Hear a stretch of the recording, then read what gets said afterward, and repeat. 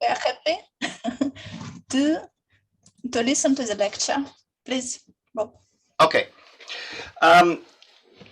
Welcome everybody.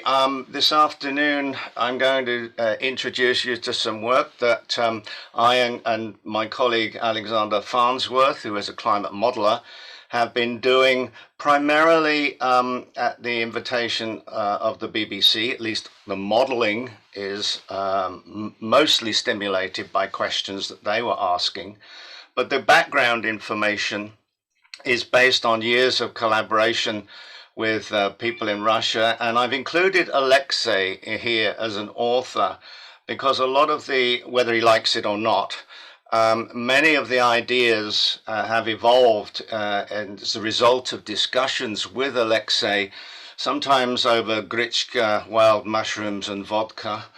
And so he takes some responsibility for what you're about to see.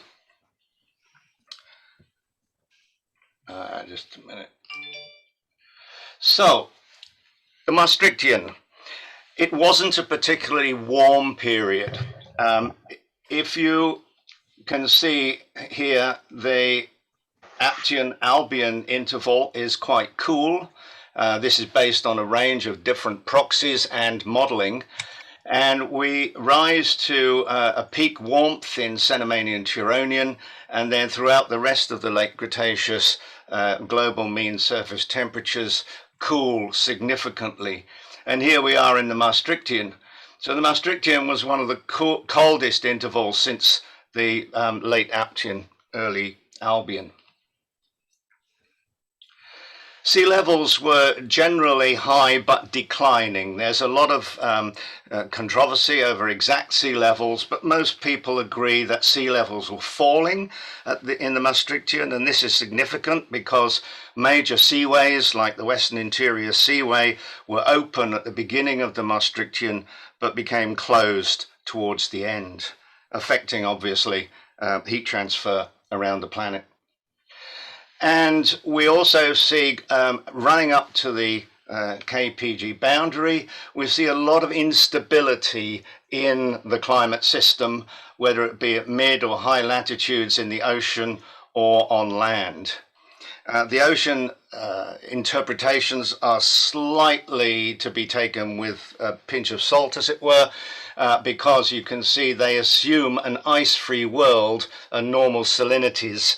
And as you will see later, this is not really the case for the Maastrichtian. But nevertheless, there's a lot of climate instability within the Maastrichtian. The focus of today's talk is going to be the Prince Creek Formation in northern Alaska. And this is, oh, I just see somebody has got something in the chat. I don't know what. Okay, sorry, I thought that was for me.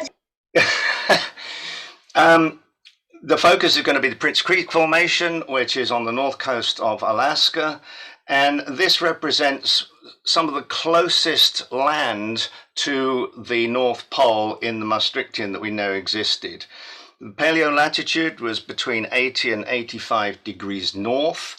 It's the sediments represent a lower fluvio-marine delta system. We have a lot of meandering rivers. We have low-lying swamps that gave rise to poor coals. And the sediments are primarily mud, silts, and clays. There's no very coarse sediment in this succession, unlike the modern rivers which flow in this area from the Brooks Range, which have large cobbles in them.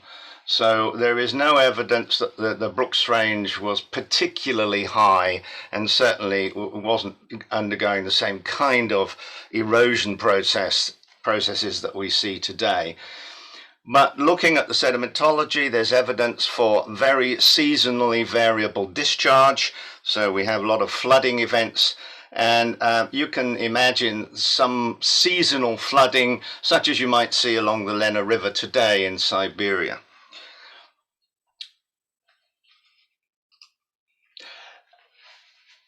Back in the late 1950s, Robert Liscombe, working with Shell Oil Company, was up on the north slope of Alaska, here at a place called Ocean Point, and he found some bones that he couldn't identify.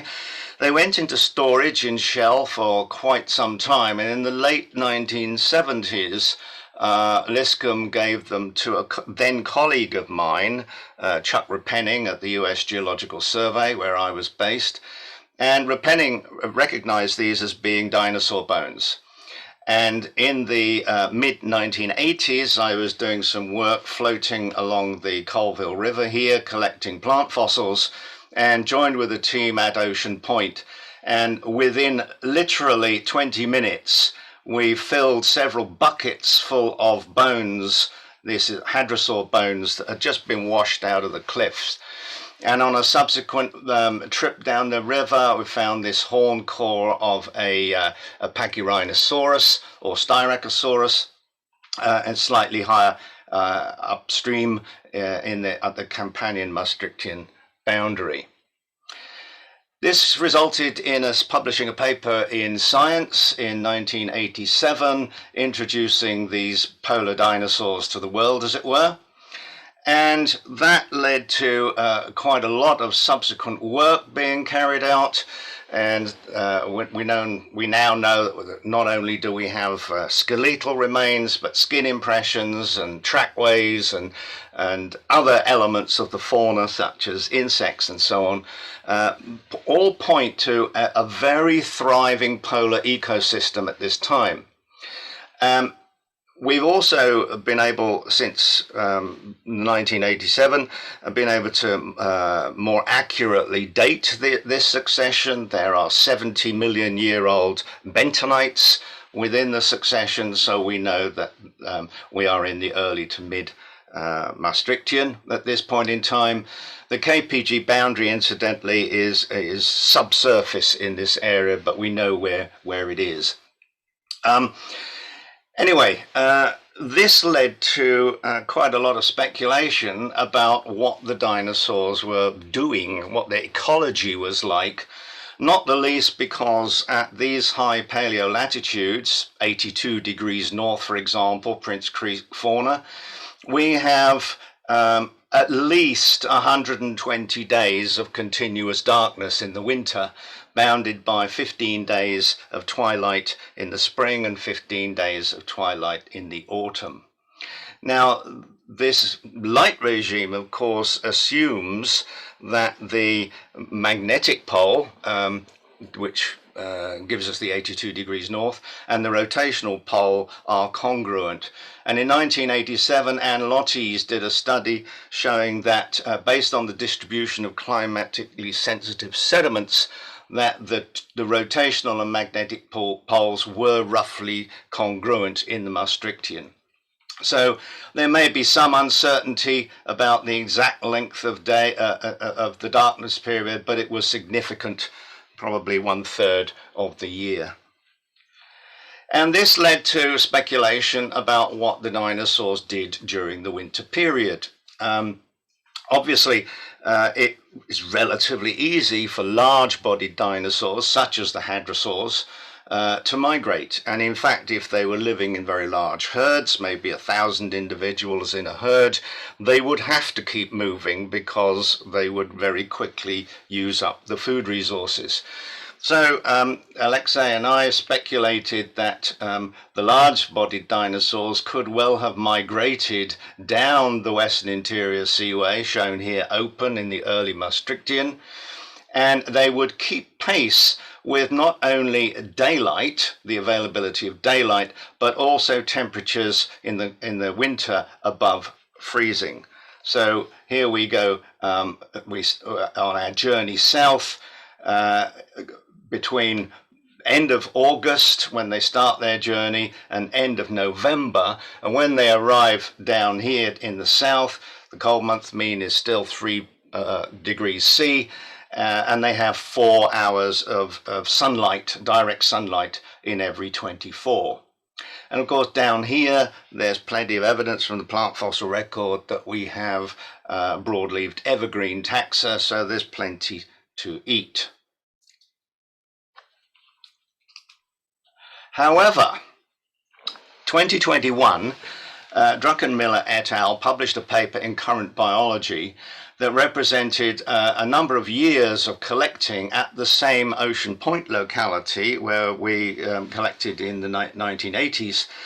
But there, amongst the larger bones, they found very small bones of perinatal dinosaurs.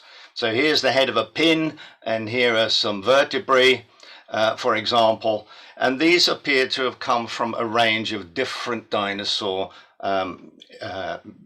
young, some pre-hatching and some immediately post-hatching, hence the term perinatal.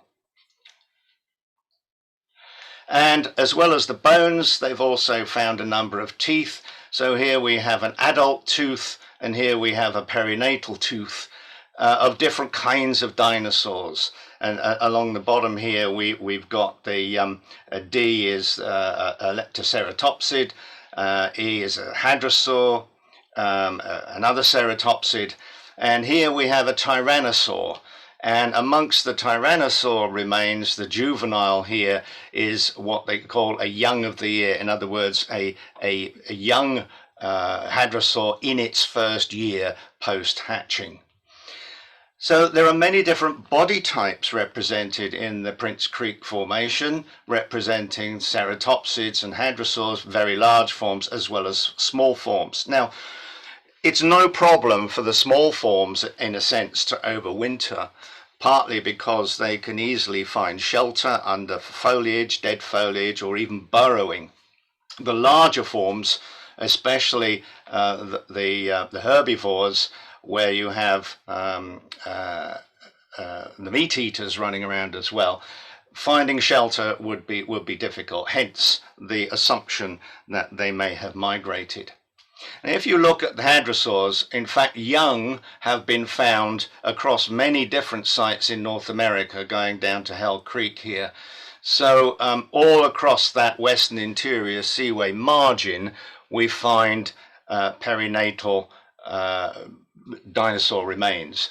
So there were young present across this large latitudinal range. That could be consistent with reproduction across that latitudinal range, or migration if the young were following the herd. This is not the case for the smaller forms, such as the Leptoceratopsidae, which have only been found in the Prince Creek as perinatal remains. And the birds also have only been found up there. So we assume that these overwintered, and the others could have overwintered and reproduced. In fact, we know they reproduced. I'll come on to that later, but also they could have migrated. So what was life like for a resident Arctic dinosaur? Well, of course, you probably all appreciate, being mostly paleobotanist, that plants are the best way of determining paleoenvironmental circumstances on land. The Prince Creek flora is actually very depauperate. We have Choroxia, this floating aquatic plant. We have these unidentified, quite large seeds. Don't know what they belong to. We have Arctopteris here, ferns. But the most abundant remains are those of the taxodioid conifer of Parataxodium and taxodiaceous cones, female cones. There's very, very few broad-leaved angiosperms, certainly not enough to do any clamp analysis with.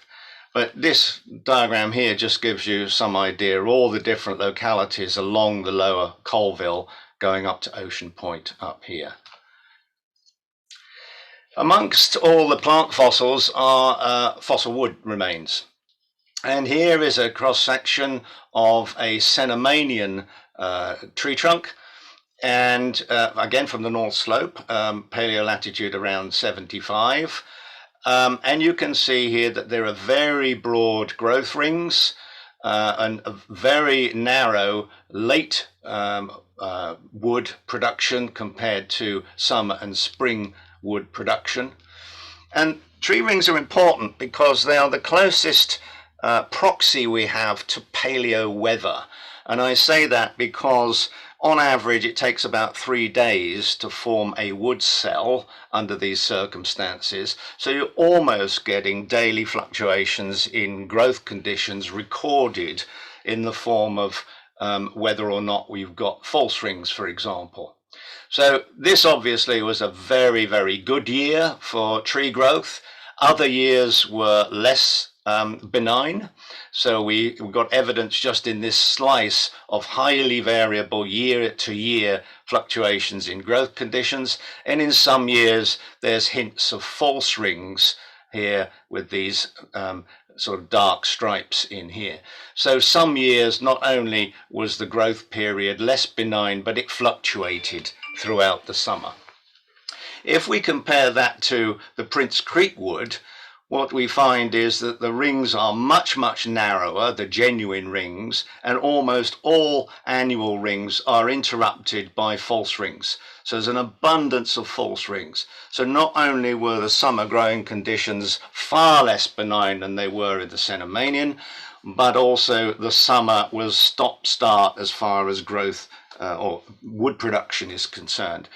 And we are assuming that as most conifers tend to stop growing at around 10 degrees Celsius, some can still grow as low as 6, it does suggest that the summer temperatures dipped below 10 degrees quite frequently during the summer interval, even though we have continuous daylight. And in fact, if you look at the Maastrichtian and compare that with the Cenomanian and the mid-Paleocene, conditions in the Maastrichtian were the least conducive to tree growth. So here is the mean ring width and the ratio of late wood to early wood. So the rings are narrow and there's a lot of late wood, or put it another way, not much in the way of summer wood production. So this is how we envisage the forest looking on the ground. We have deciduous conifers. The ones in the Prince Creek are never more than 20 centimeters in diameter, trunk diameter. So they're quite small, perhaps not even 10 meters high, 10 to 15 meters high, with a ground covering of equisetites and ferns. Very few angiosperms. However, the pollen does suggest a diversity of herbaceous angiosperms. There's many different pollen types there, and they appear to be evolving very quickly, which suggests a very rapid annual turnover in reproduction. So these are interpreted to represent herbaceous angiosperms, but we have no idea what they actually look like. If you were flying over the Prince Creek locality in the Maastrichtian, it would look something like this. There's charcoal in the succession, so we know that the mires occasionally burned. That would have led to open patches. There are lakes here being infilled and turned into mires, and there are meandering rivers. So we have a patchwork of open and closed forest vegetation. We're now going to move down to the Cantwell formation, which is again Maastrichtian. This is in Denali National Park in Alaska. There's a beautiful section here that has been documented by Tomsic and others. In amongst there, we have debris flows with logs, tree stumps, lots of leaves, dinosaur trackways, dinosaur bones, etc. And these debris flows perhaps, and sheet floods, perhaps are indicative again of very seasonally variable river flows and possibly even meltwater floods. But unlike the Prince Creek, the Cantwell does have enough angiosperm remains in woody dicot remains to do a clamp analysis, and we have a mean annual temperature of 7.4, warm month mean of 17, and a cold month mean just below freezing.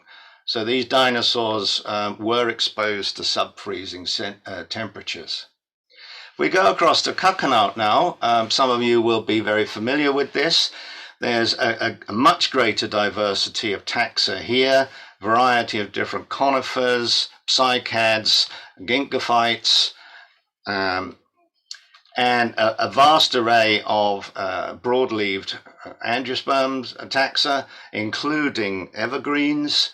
And clamp analysis there suggests that we have a mean annual temperature around 12, a warm month mean of 20, and a cold month mean just above freezing, with a growing season of about 7 months. Now here we're assuming a paleolatitude of around 72 degrees north. I would encourage people to get a very precise date on this succession using radiometrics, and then we can be slightly more precise about the exact paleolatitude. As well as the temperature regime, we can also look at the hydroclimate, the rainfall. So during those 7 months of growing, we have nearly a meter of rainfall with moderate seasonality, so slightly under 3-to-1 wet-dry ratio. But what's particularly interesting is the vapor pressure deficit is low year-round. Summer, winter, mean annual, it's always low. And low vapor pressure deficit suggests that the air in the canopy is saturated most of the time. So from that we can infer frequent fog. If we look at the temperature profile over latitude derived from clamp analyses, for the Cenomanian, this is the kind of slope we get on the curve, on the latitudinal range of 30 to 90 degrees north. When we go to the Turonian, it's cooler, the regression line steepens, and in the Maastrichtian, it's steepest of all. And this basically just goes to confirm what we know from a variety of other inputs, is that climate change is reflected most strongly at the poles, a phenomenon called polar amplification. And this is entirely conducive with everything else that we learn or we know about paleoclimate. But because Prince Creek flora doesn't have sufficient broad-leaved taxa to do a clamp analysis, we have to infer the temperatures there by looking at such gradients in northern Alaska and northeastern Russia, combining clamp with leaf margin analysis and floral composition.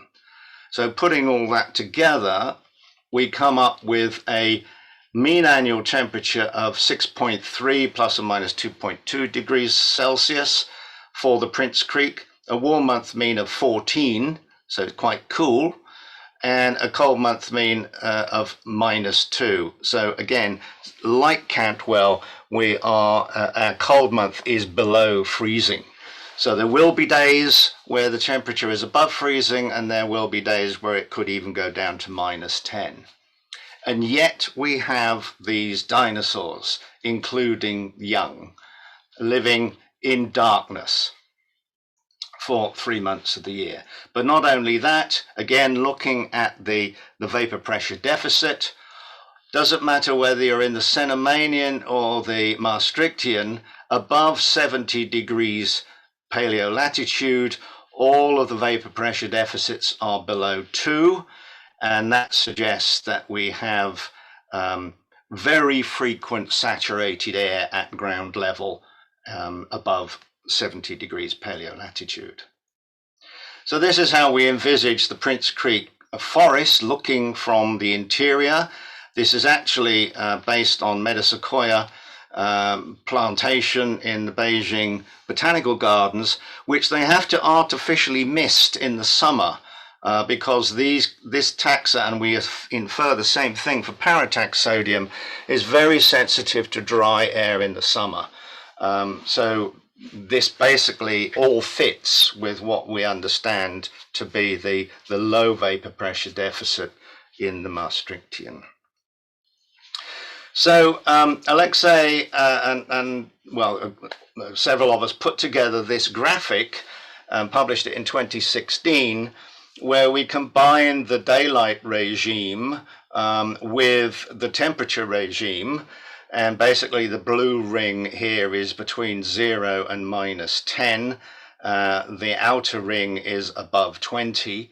And so you can see that in February, we start to get out of our constant darkness regime. And by the end of February, the sun is coming above the horizon for increasing numbers of hours in the day, until here in early April, it's constant daylight round to towards the end of August, when the sun begins to dip below the horizon again. But during that summer period, the temperature is fluctuating up and down, and sometimes going below 10, plus 10, and so we get the cessation in the formation of wood cells. Bud break is around March, sometime in March, and leaf fall in early October. So the availability of fresh fodder for the dinosaurs is quite limited to within this period. Druckenmiller et al. Were clearly inspired by our graphic, because they incorporated it into their graphic, where they inferred nest building and egg laying to be in March, and some taxa, the smaller taxa, perhaps hatching at the end of June, whereas the larger ones, such as the hadrosaurs, going all the way round till September, when the hatching was taking place. But of course, this is when they go into darkness. It's still problematic to know to what extent there was migration, even for the young hatchlings at this time. In Carcanal, unlike the Prince Creek Formation, we do have egg remains preserved. Troodonts and hadrosaur egg remains are found amongst the dinosaur bones in a lahar or mudflow type deposit with lots of volcanoclastics. Now, having the eggshells allows us to look at the fractionation, isotope fractionation, oxygen isotope fractionation, that takes place between the embryo bones and the eggshell. And using an emu as a chemical model, and we know from the work of Bartazzo et al. 2015 that emu blood is very similar to theropod blood, as preserved in theropod bone material. Using the emu model, Amiot et al. In 2015 suggested that the temperature of incubation of the theropods was 36 to 39 degrees Celsius. And again, using the emu model, that would need to be maintained for several months. In the case of an emu, the incubation period is 56 days. Most recently, and this is still in review, analysis of the isotopic composition between the shells and the parents suggests that when the shells are being formed, and it only takes a few days to produce eggshells prior to laying, the parents were ingesting extremely cold water, around +2 degrees C, sort of melt water, and this is coming down from the Korek Highlands in very early in the spring. So this is compatible with the Druckenmiller inference that nest building and egg laying was in March. Very briefly, I just want to disappear across the other end of the world and look at Antarctica, because dinosaurs have been found in Antarctica, obviously not central Antarctica, it's still under ice, but coastal Antarctica, along with numerous plant fossils, is reconstructed as looking something like this. So the kind of Valdivian forest of Chile, very humid, very abundant conifers, podocarps, araucarians, and plenty of Nothofagus. Lots of Nothofagus in the Maastrichtian fossil record from the high southern latitudes. But remember, when we say high southern latitudes, we are not really talking about much above 70 degrees north. 70 degrees south, because further south than that paleolatitude is still covered by modern ice. As for ice back in the Maastrichtian, We know that global sea levels fluctuated significantly over tens of meters on orbital timescales. So there must have been a perched ice field somewhere on the planet, and the most likely place is in Antarctica. So here we envisage high elevation glaciers melting down into the forest ecosystems and out to the ocean. And within the forest, because of the extremely high humidity, this is what they may have looked like. Okay, so the plants can give us monthly, seasonal, multi-annual insights into climate. But what about the weather? The closest we can get to weather is looking at the cell formation, wood cell formation. But can we get more detail using climate models?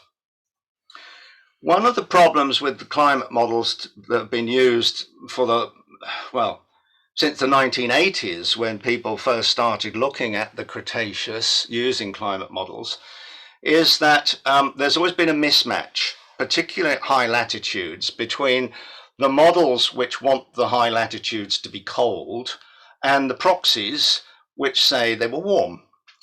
And this is not just the high latitudes, but also continental interiors. So as an exemplar here, here's some work we published in 2008 with the climate model at that time, giving a cold month mean of nearly almost minus 25 for the Vilui Basin, whereas the Clamp cold month mean was just over +5. So there is a 30°C difference between the model and the proxy, with the model saying that the polar regions needed to be a lot colder, ignoring the fact that the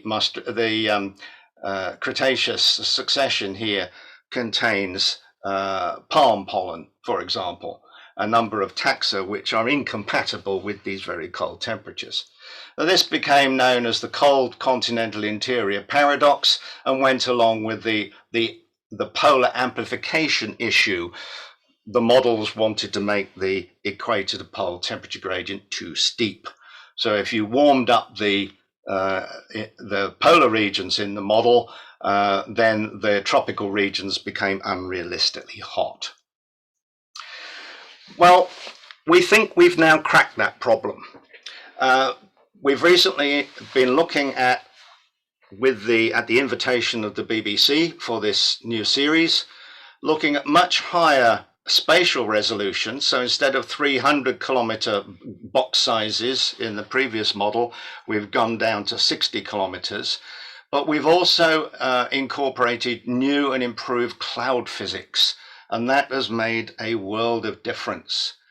Here's an unsmoothed comparison. This is the paleogeography that we use in our new model. This is the paleogeography in the old model. So you can see the new model resolves the mountain ranges in much greater detail than previously.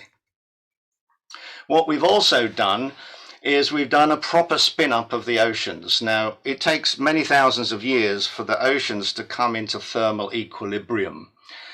Many climate modelers maybe run an ocean component of the model for a few thousand years. And if you just look at ocean surface, that appears to be okay.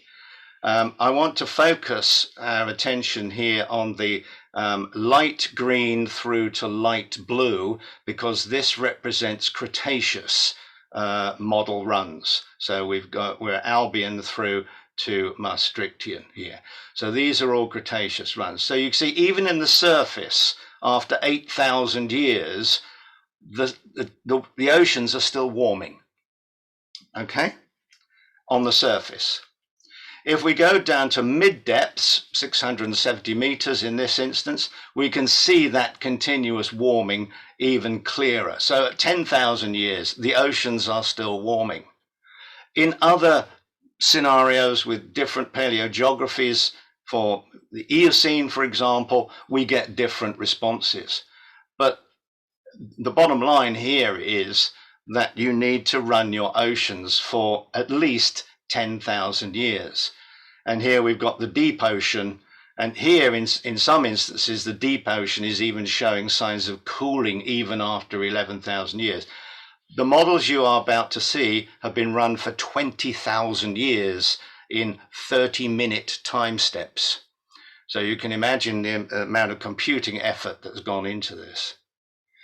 What this does give us, though, is a substantial warming of the polar regions, and this is a difference map. So it's the high resolution minus the low resolution maps for surface air temperature.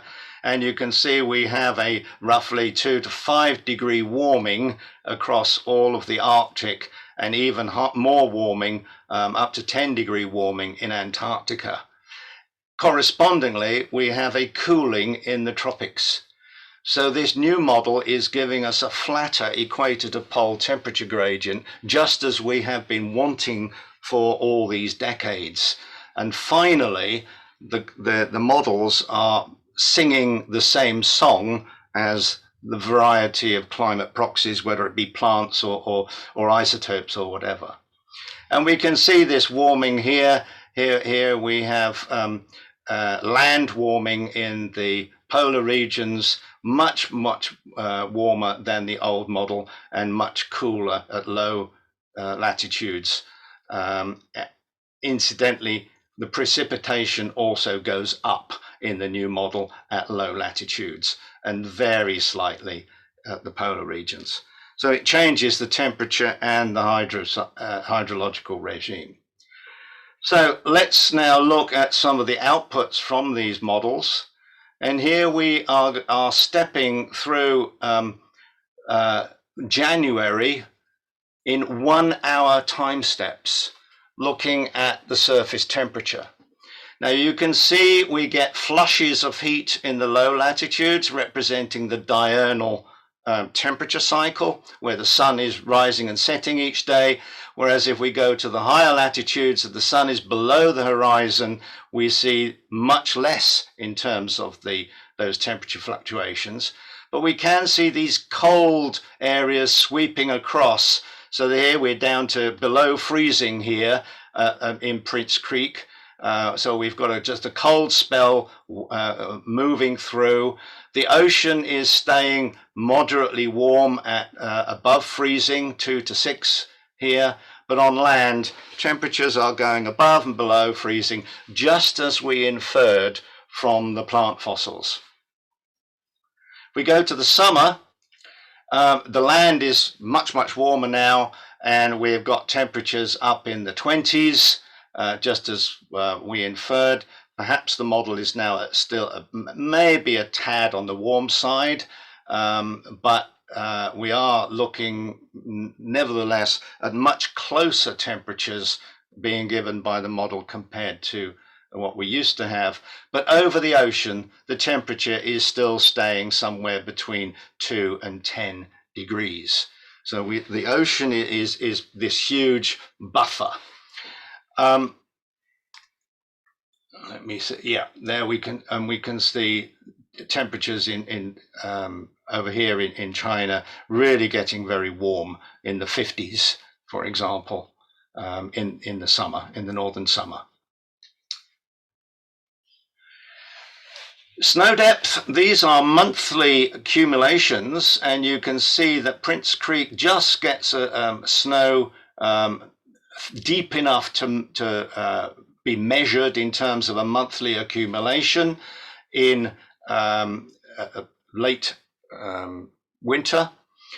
But this means, because these are monthly averages, snowfalls that may be 20 to 30 centimeters deep, but which melt away within a few days, are not being resolved. So you can imagine, as well as these accumulations, you've also got this very ephemeral snowfall coming and going throughout the dark winter. Sea ice, there's none in the Arctic, but we do see sea ice accumulations here, just down here in some of the embayments off Antarctica. Now, these models run with the modern orbital configuration.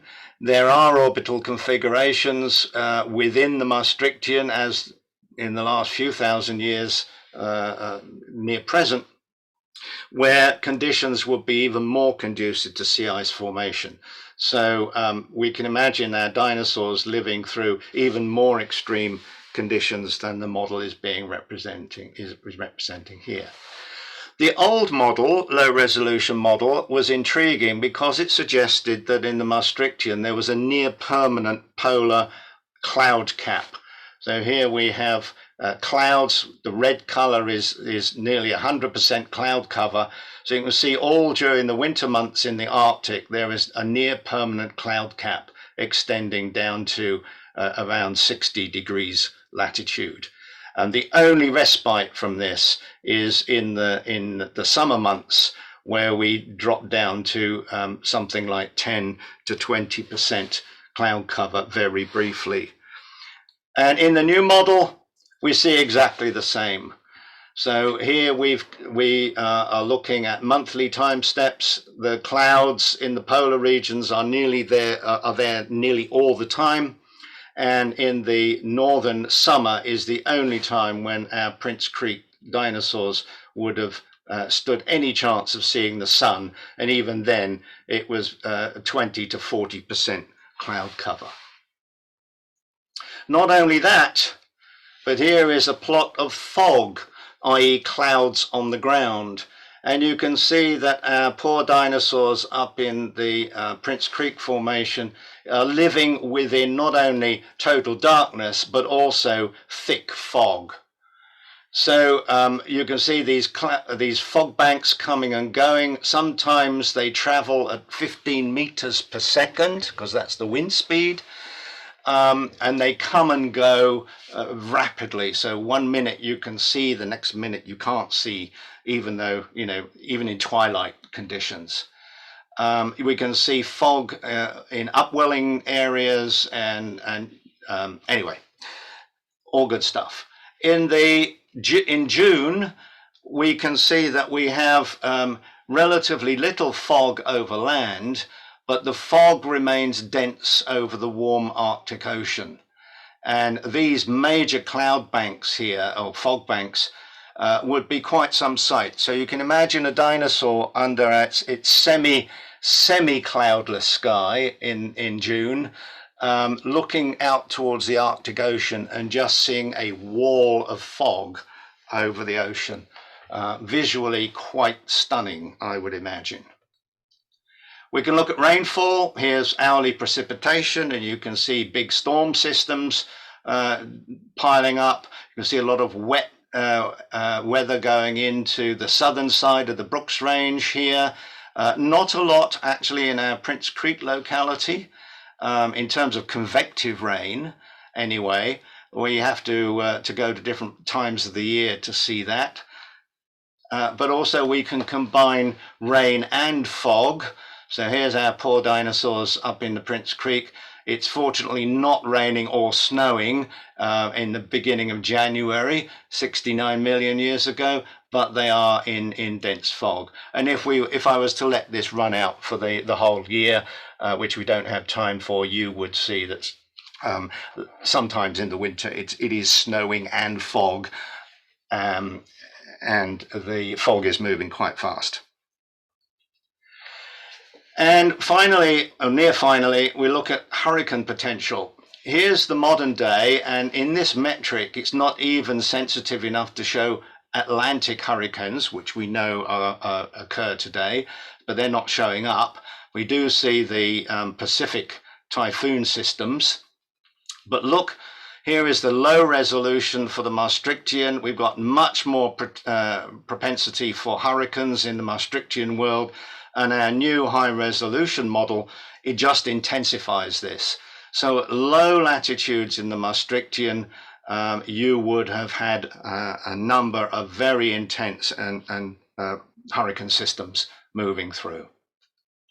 So the summary. Life for Arctic dinosaurs was not easy by any measure. Around a third of the year, it was totally dark. Temperatures were below freezing.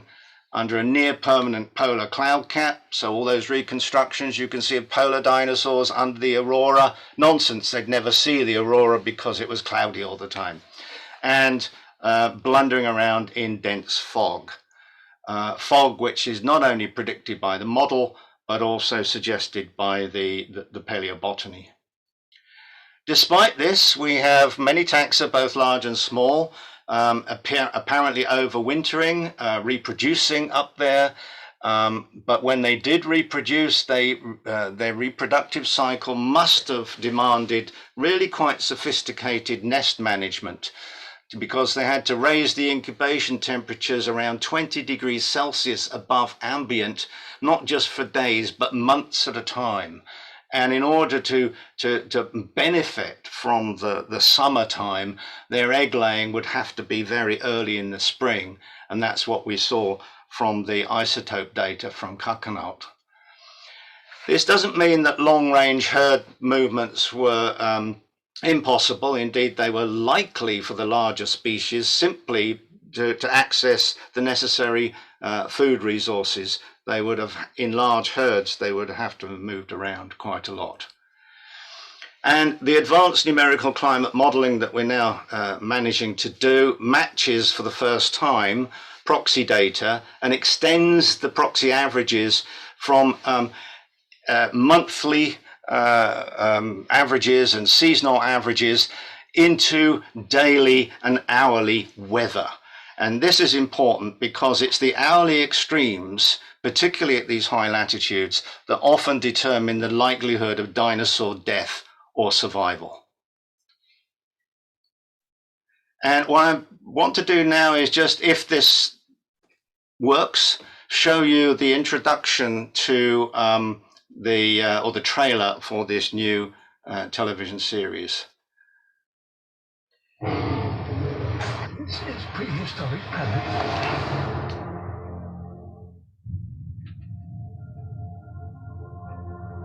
There are many ways to describe life on this planet.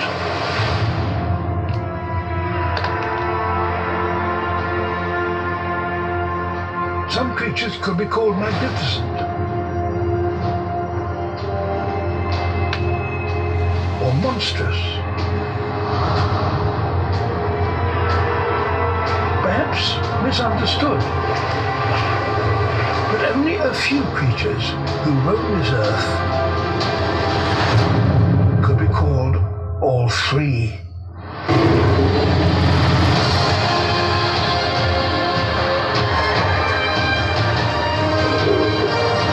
Explore the coastlines where giants roam.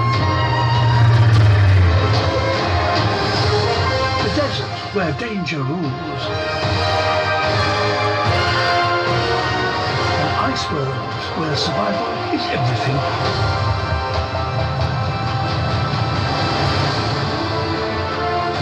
Join us for a story you've never heard, on a scale you've never witnessed.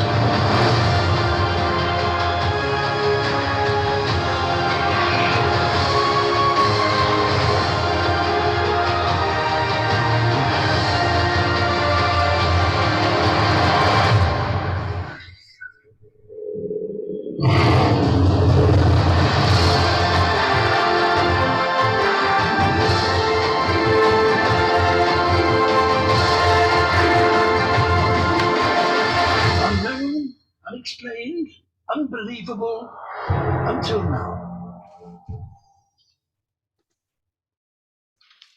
So there you are. That was the brief introduction to the TV series, and thank you for your attention. Wow, thank you, Bob. And the ending was just wow. And thank you for broadening our horizons. For me, yeah. For many people around the world, the last 3 years has not been fun, and the uncertainty continues for other reasons at the moment. But the last 3 years working on this series has been quite something, and I'm very glad that all of the good times that I've had working with people around the world, and in this context, particularly people in Russia, people like Alexei, translated into a version of the Maastrichtian that I hope that will inspire the next generation of paleontologists and paleobotanists. Bob, do I remember correctly that you prefer written questions? I do prefer them, but let's see if I don't understand, if I don't hear properly, then people please write them in the chat box. But let's try verbal ones if it's easy. Okay. Well, we see several thanks written in the chat. And now time for question. If anybody wants to ask, you're welcome to ask.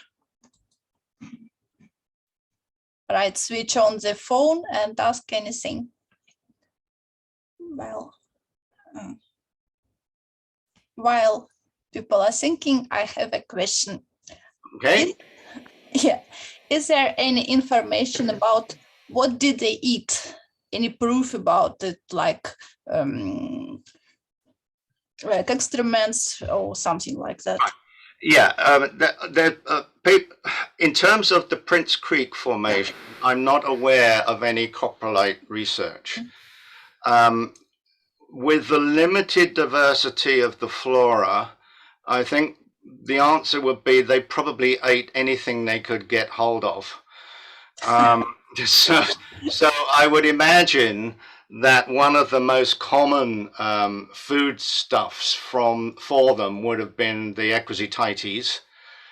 We know that it is, especially young equisetites, is very calorific. It carries a lot of energy, and that migrating geese, even today, will feed on young equisetum prior to migration because they're fat rich.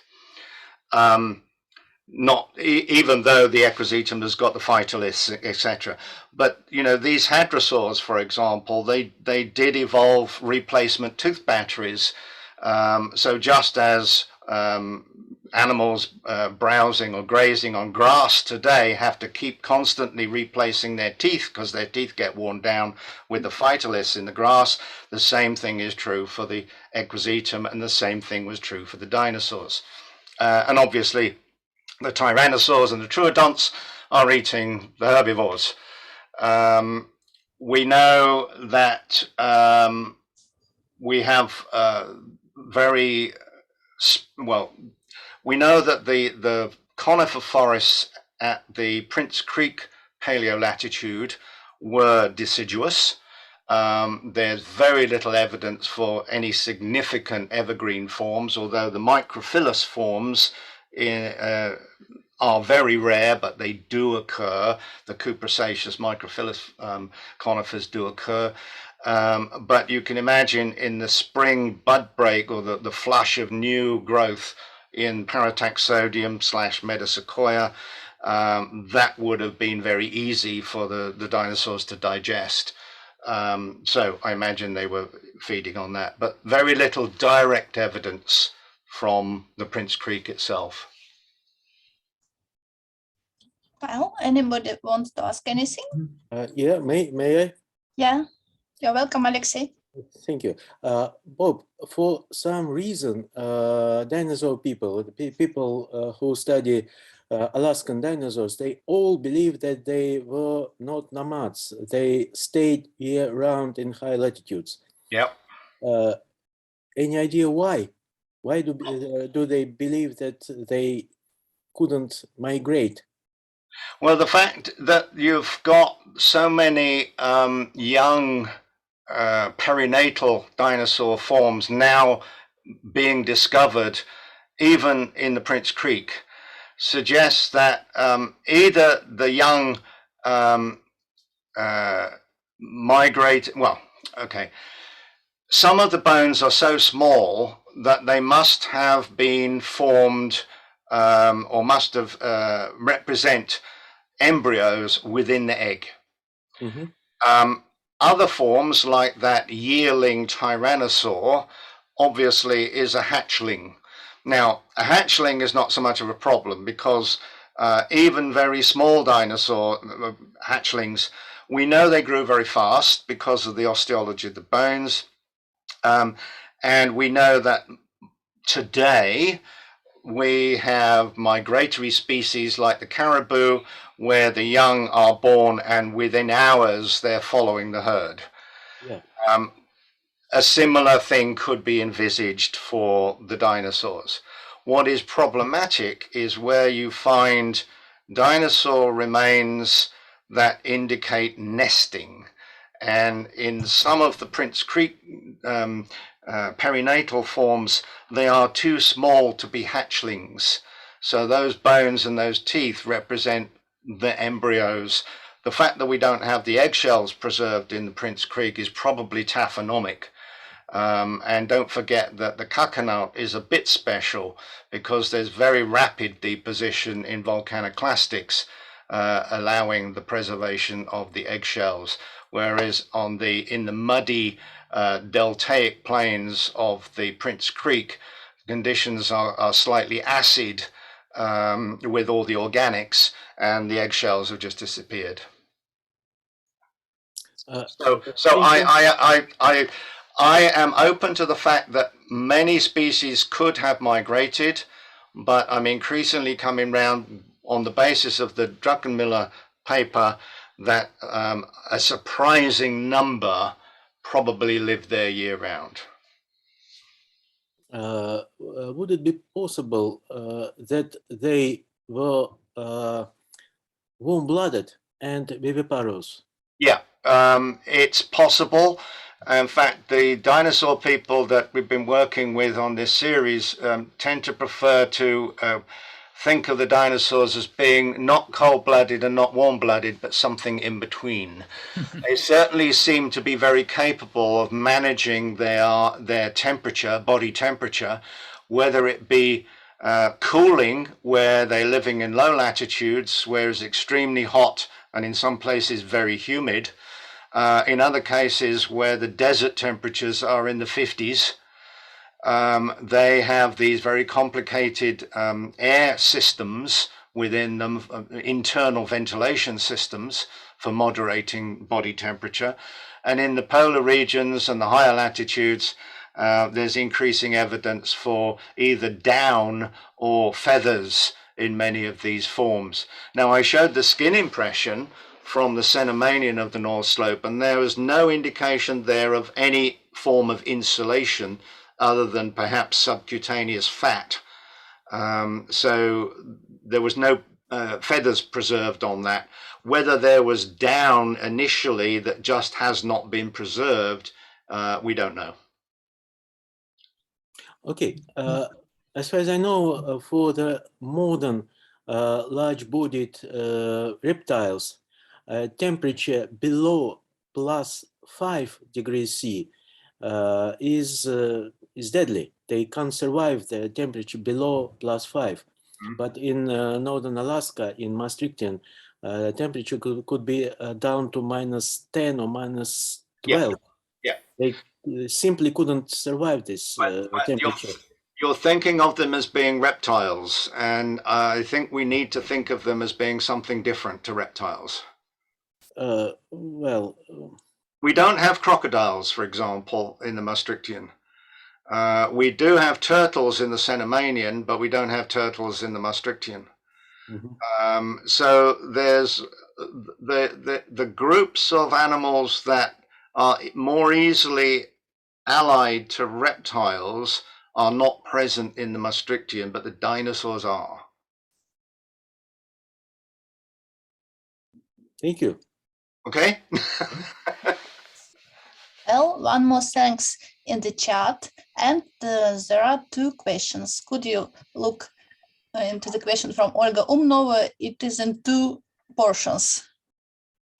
Right. Okay. In what distance do these herds had to cover when migrating, and the addition in a day? Right. Just check the speed. Okay. Yeah. Right. Let me take you back to let me take you back to the migratory. Have you lost that screen now? Yeah. Okay, I'll reshare.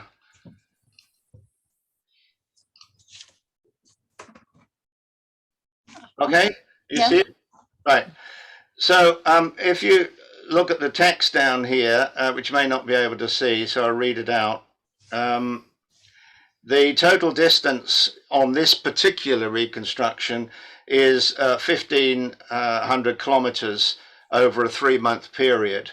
So that means around 15 kilometers a day, or 1 to 2 kilometers per hour is their browse rate. Now, we're talking about, in this instance, you can envisage hadrosaurs, which in some instances are more than 10 meters long.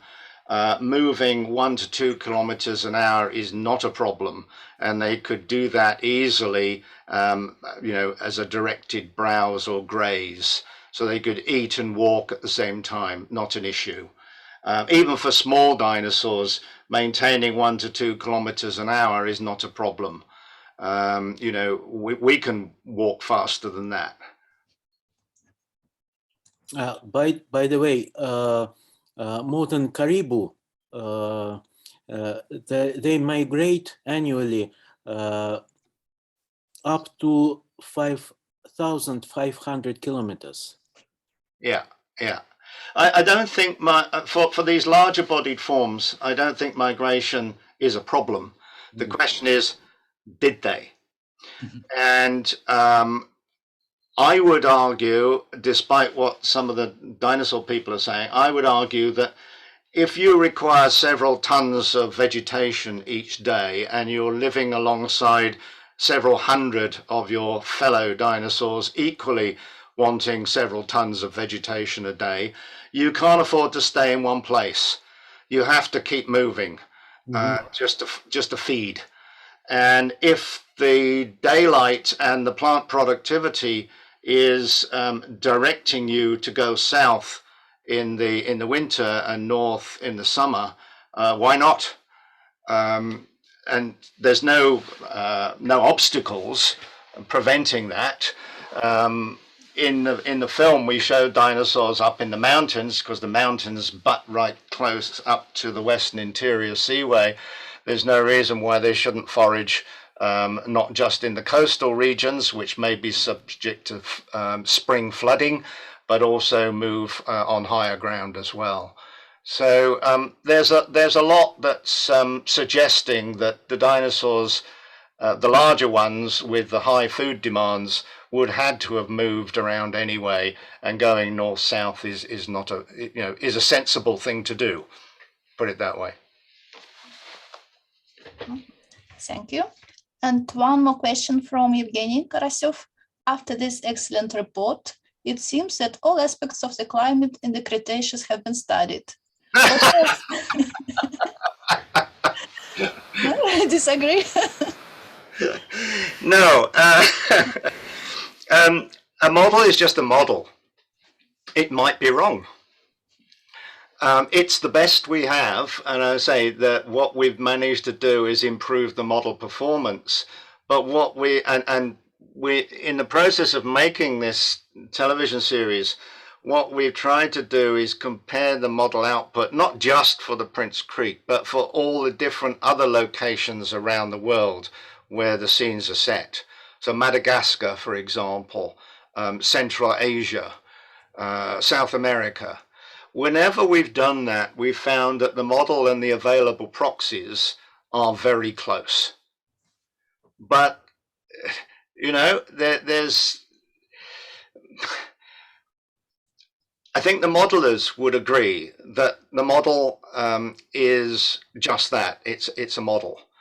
And some models are good, some models are less good. All models are wrong because they are imperfect representations of reality. If you wanted to reproduce reality, you would have to reproduce the motion of every single molecule in the atmosphere and ocean, and the models can't do that. They just take these large blocks of atmosphere and play physics with them. Okay, the physics is internally consistent, etc., and obeys the laws of thermodynamics. But there are a number of approximations called parameterizations that have to be made in order to make the models work, and therein lies their weakness. Our assumptions about the composition of the atmosphere in the Maastrichtian may not be exactly right. The models, in this instance, the model is based on the modern orbital configuration and obliquity. We know that those conditions change over time. The shape of the orbit of the Earth around the Sun, the obliquity changes slightly, etc. So there are a range of possible Cretaceous climates other than the ones that I've just shown. And we need to test out, for any given locality at any given time. We have to determine exactly what the time is and what the range of possible climates were, bearing in mind that the climate models give you one result within an envelope of possibilities. So I would not agree that we've solved everything. Please don't take that away and go and do something completely different with your life. What we tried to do is make this as real as possible, but there's still plenty to test against the actual data. Thank you. Do we have more questions? Yeah, could I just make one small question? Helen here. Yeah. It's a question about the smaller bodied dinosaurs that you think did not migrate. Assuming that they didn't hibernate during the 3 months of darkness, do you think there would have been sufficient vegetation, seeing as most of the trees you were saying were deciduous? Would the Equisitites have still been available so underneath perhaps deep snow cover to them? I think, well, the rhizomes would have been, but the above parts probably not. Even in the UK today, in the winter, Equisitites dies down to just a brown sort of crumbly stick. Yeah. But if you're a small dinosaur, your energy requirements are that much less. We know that in the UK, many farmers feed their cows silage, etc., in the winter, and so partially rotten or stewed vegetation under the snow. It does have calorific value, does have food value. So one can imagine that such dinosaurs may well have, herbivorous dinosaurs may well have done that. If they were burrowing to, so that they could hibernate or estivate, they would be able to burrow to underground perinating organs of plants, bulbs, corms, rhizomes, etc., that also would have food value. So I see the small forms as having less of a problem than the big ones in terms of overwintering. I was thinking of, say, the reindeer in Svalbard and place. They have special adaptations to be able to sort of forage through the snow, don't they? Yeah. Dig up lichen and that, and we know that in the Maastrichtian there's plenty of fungal spores. We infer because lichens have been around a long time, there would have been lichens, mosses, all this kind of thing. So yeah, there was food around, and say the food is less of a problem if you're small-bodied than if you're large-bodied. Thank you. Thank you. Do we have any other question? Don't hesitate to make a noise. Yeah. Hello. Welcome. Hello. Can I ask one more question, please? Okay. Can you hear me? Yes. Yeah. Hello, Mr. Spicer. I'm a student from China, and I'm a sophomore. I'm curious about the longevity of the Arctic dinosaurs. Can you give me? I just wonder the longevity of Arctic dinosaurs comparing with other dinosaurs. And that's a really good question, and I do not know the answer. Okay. So I'm sorry. Okay. I think we do know that the Arctic dinosaurs have growth rings in their bones.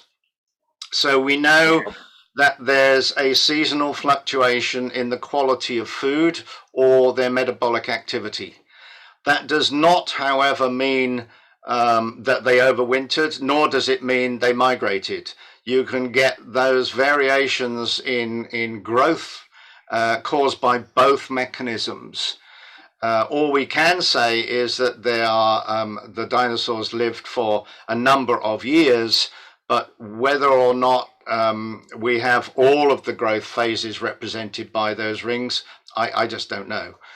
You'd have to talk to somebody who specializes in dinosaurs. Those of you who know me mostly as somebody who messes about with plants and climate, and only very recently have started playing with dinosaurs, so to speak. Okay. Thank you. It was a very nice presentation. Thank you. More questions?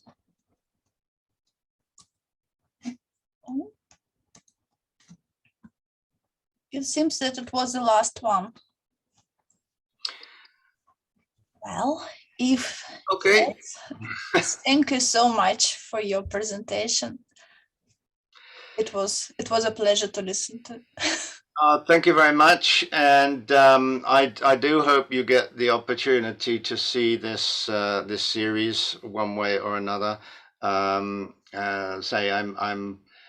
pleased with the way it's come out, and I'm hoping, in fact, everybody involved making the series hopes that it will stimulate a new generation of people interested in the past and how that past relates to the present, because it does.